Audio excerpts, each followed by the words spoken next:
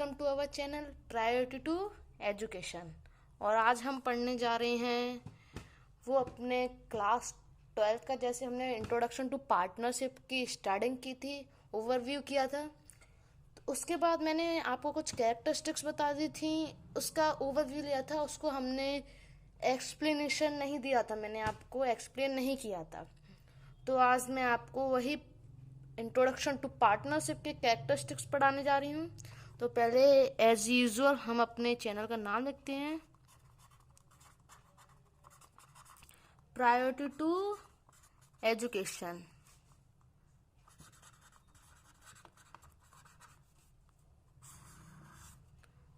क्या नाम है हमारे चैनल का? Priority to education.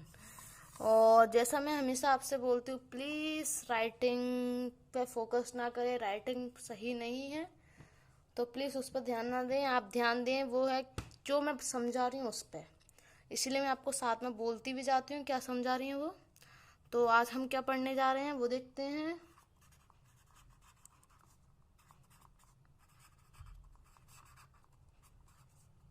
Characteristics of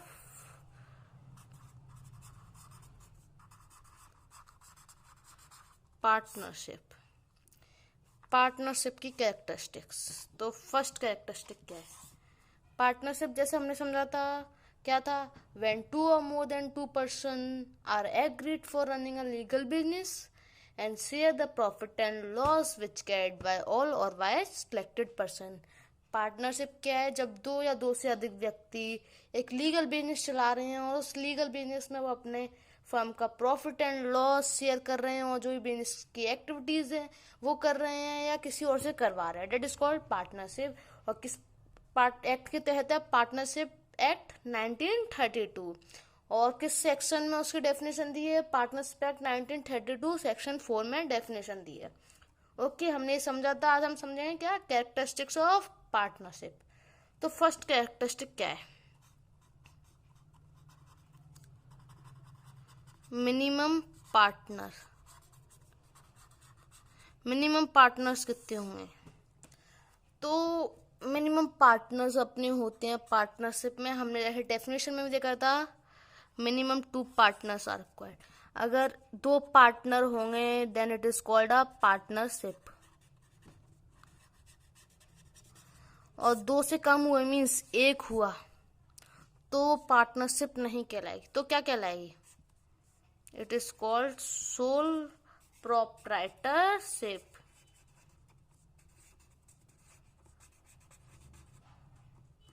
soul proprietorship कहलाएंगे इसको। ओके, बात समझ में आई? क्या कहलाएंगे? Sole proprietorship.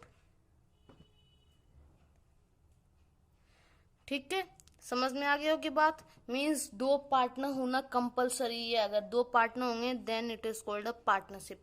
अगर 2 पार्टनर नहीं हुए मीन्स 1 पार्टनर हुआ then it is called a sole proprietorship.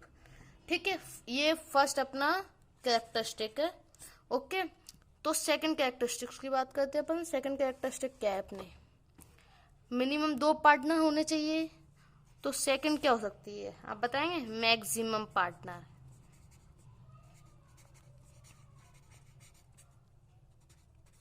Maximum partner. Maximum partner कितने होंगे पार्टनरशिप में? सेकंड कैरेक्टरिस्टिक है ये अपनी, कि अपने पार्टनरशिप में मैक्सिमम पार्टनर कितने होंगे। तो एक और बात बता दूं, यहाँ जो पार्टनर की मैक्सिमम पार्टनर की बात की गई है वो अपने कही गई है companies act 1986, sorry 1956। so the companies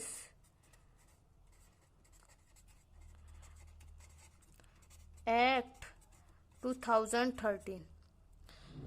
तो 2 एक्ट के तहत कैसे बात की गई है? 2 एक्ट के तहत ऐसे बात की गई है, जो फर्स्ट एक्ट है हमारा द कंपनीज एक्ट 1956 में ये पहले हमारे सिलेबस में था। मीन्स हमारे कोर्स में पहले इस एक्ट के तहत सारी जानकारी थी, बट अब इस एक्ट के तहत नहीं। अब जो एक्ट 9 पार्टनरशिप सही कंपनीज एक्ट 2013 है उसके तहत बात की गई है। तो इसके तहत क्या बात की गई थी कि मैक्सिमम पार्टनर पार्टनरशिप में, ऑर्डिनरी केस में,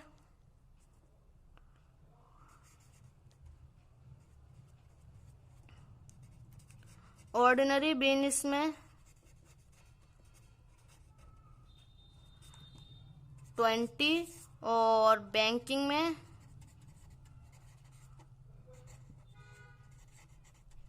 10। किस एक्ट के तहत? द कंपनीज एक्ट 1956 के तहत।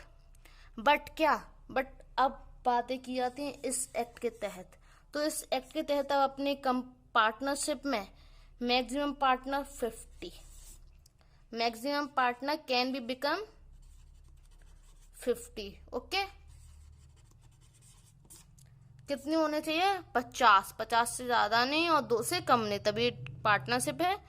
और उससे क्या बोलते हैं, but according to companies act 1956, ordinary business में 20 पार्टनर्स, बैंकिंग बिजनेस में 10, but according to companies act 2013 partners can be become 50।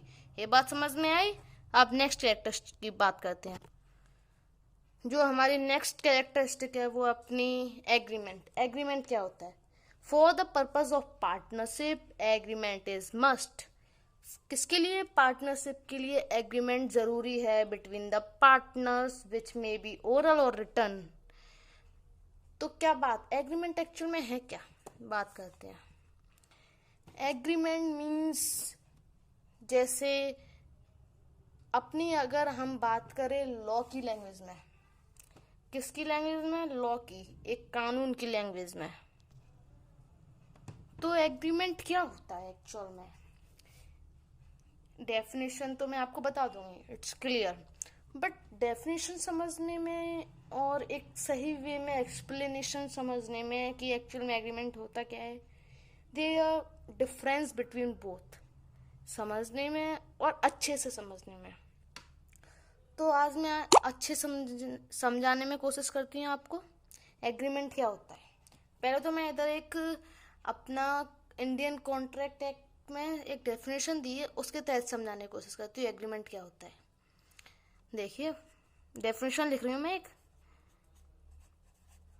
Every, आप नोट करना चाहें तो नोट कर लें, promise and set of promises forming the consideration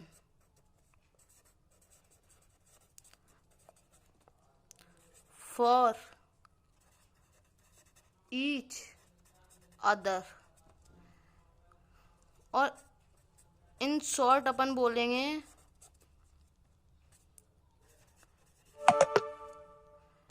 agreement is equal to offer plus acceptance.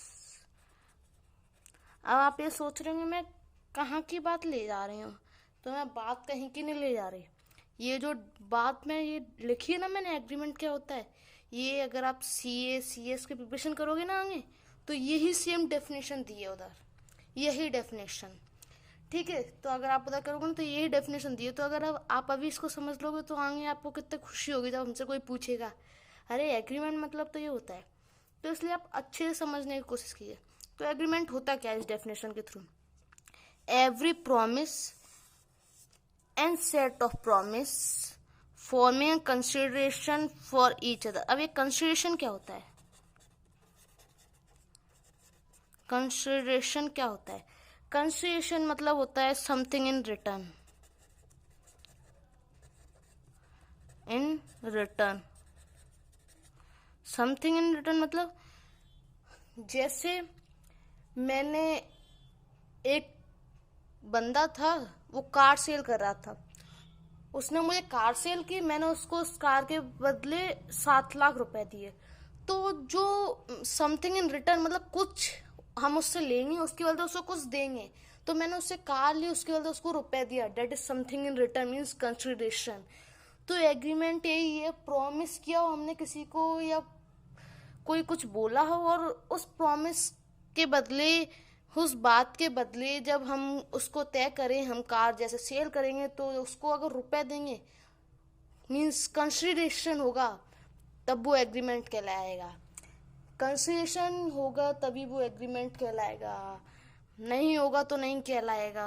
Means कुछ बदले में होना चाहिए। अब देखिए, कंसिडरेशन इसलिए जरूरी है, आप बर्थडे पे जाते हो किसी को गिफ्ट देते हो तो वो एग्रीमेंट नहीं हुआ, वो तो आपने इच्छा से उसको गिफ्ट दिया, इसलिए कंसिडरेशन जरूरी है। मीन्स हम कुछ ले रहे हैं तो हमें कुछ देना भी जरूरी है। शॉपकीपर को आप उससे कपड़े लेते हो तो उसको रुपए देते हैं, date is called consideration.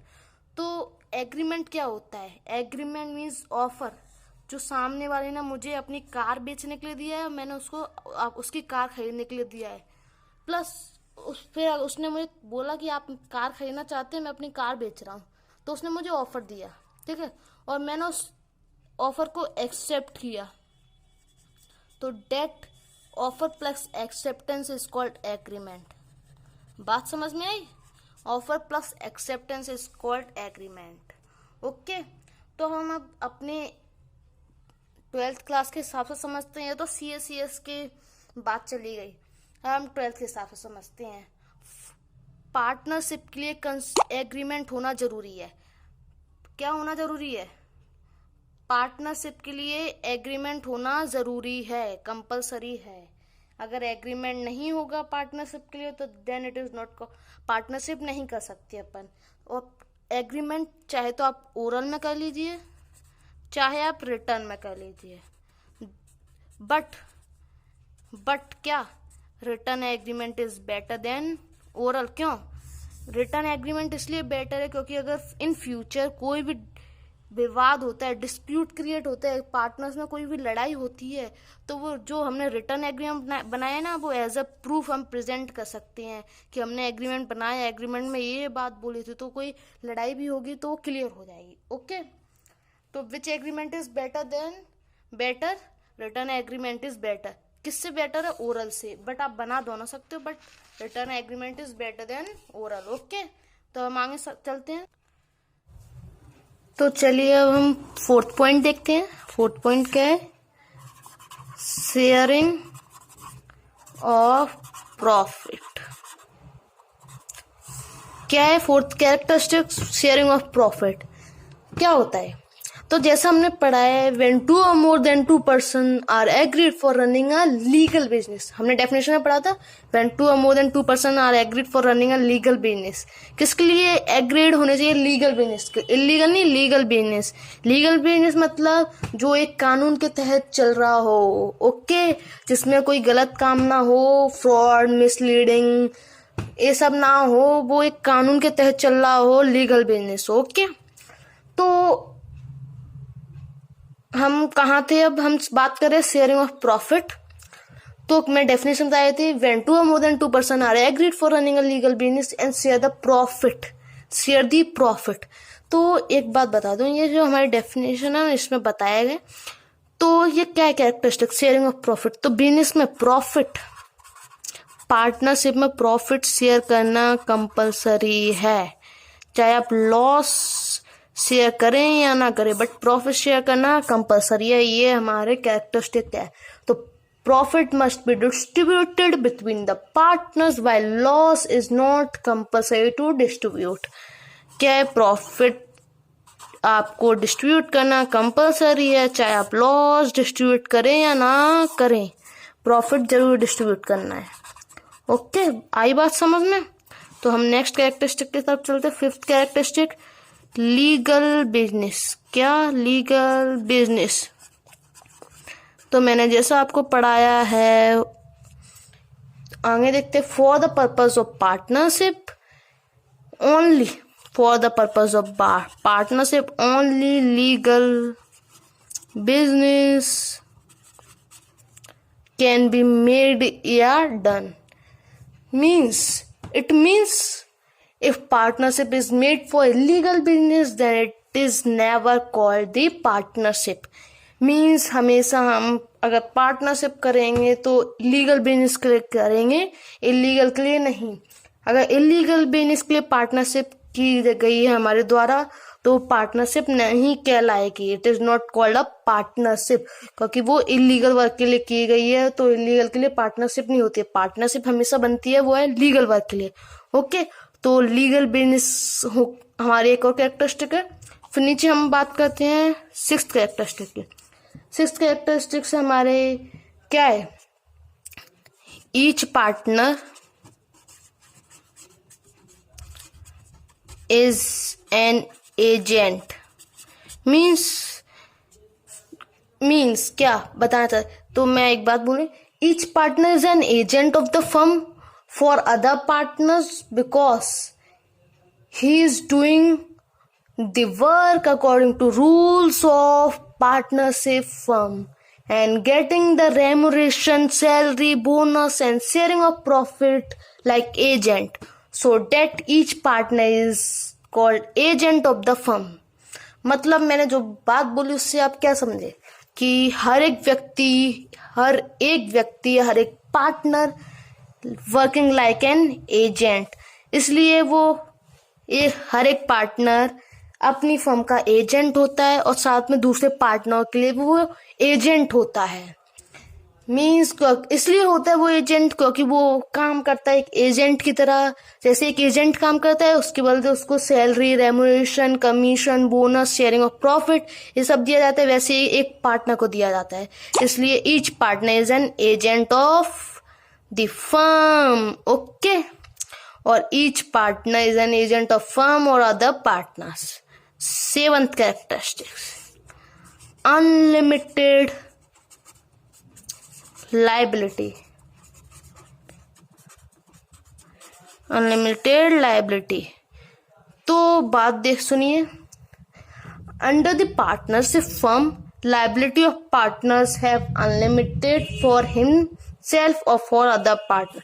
Means हर पार्टनर की लायबिलिटी अनलिमिटेड होती है। फर्म में पार्टनरशिप में हर पार्टनर की लायबिलिटी अनलिमिटेड होती हैं। ओके, तो ये 7 कैरेक्टरिस्टिक्स हमने समझ ली हैं। बात क्लियर हो गई होगी आई थिंक आपको बात। तो अब हम नेक्स्ट बात जो आज पढ़ने जा रहे हैं वो अपनी एक्स्ट्रा करते हैं, वो बात हम नेक्स्ट वीडियो में पढ़ेंगे। बताए क्यों? क्योंकि मैं आपको क्वेश्चन बता रही हूँ कि हम नेक्स्ट वीडियो में पढ़ेंगे क्या, उसको आप अपने तरीके से समझने की कोशिश कीजिए। फिर जो समझ में आए मुझे कमेंट कीजिए, और फिर नहीं समझ में आए तो मैं आपको पढ़ाऊंगी, ये बात क्लियर है। और समझ में आए तो कमेंट कीजिए और थोड़ा खुद ट्राई कीजिए, अच्छा लगेगा आपको। नहीं तो मैं हूँ हमेशा आपको बताने के लिए। ओके, तो क्वेश्चन मैं आपको बता रही हूँ, आप अपनी तरफ से कुछ कोशिश कीजिए, नहीं तो मैं तो बताऊंगी आपको। What do you mean by, किसके बारे में? पार्टनरशिप